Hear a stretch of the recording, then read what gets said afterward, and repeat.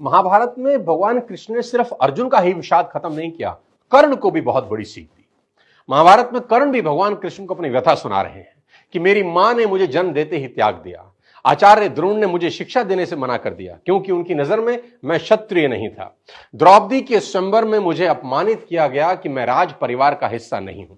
मुझे पूरे जीवन अपमान का घूंट पीना पड़ा।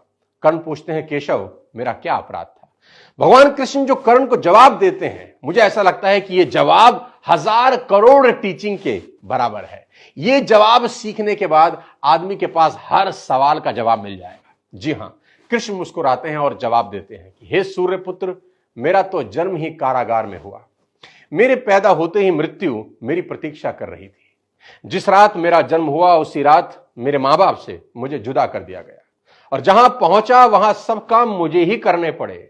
गायें चराने से लेकर गोबर उठाने तक सब काम करता रहा।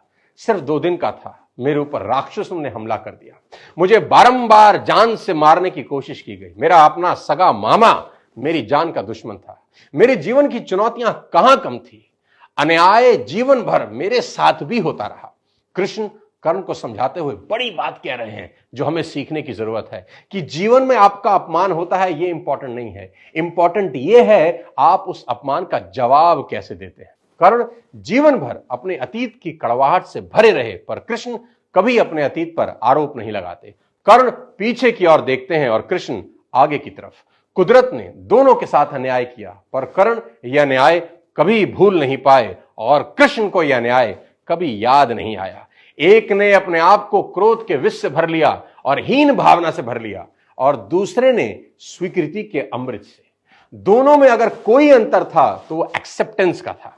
कृष्ण ने हंसकर अपनी नियति स्वीकार कर ली और कर्ण कभी अपनी नियति स्वीकार नहीं कर सके और परिणाम में कर्ण अधर्म के पक्ष में लड़ते हुए अकाल मृत्यु को प्राप्त हुए।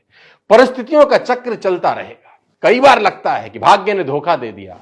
ये चुनाव हम पर है कि हम कर्ण की तरह रोएं या कृष्ण की तरह जीवन को उत्सव में बदल दें। जीवन में रोने के लिए नहीं, हंसने के कारण ढूंढने हैं, क्योंकि जीवन तो भगवान का भी कहां सरल था। जीवन है तो समस्या होगी ही, समस्या है तो हल भी होगा।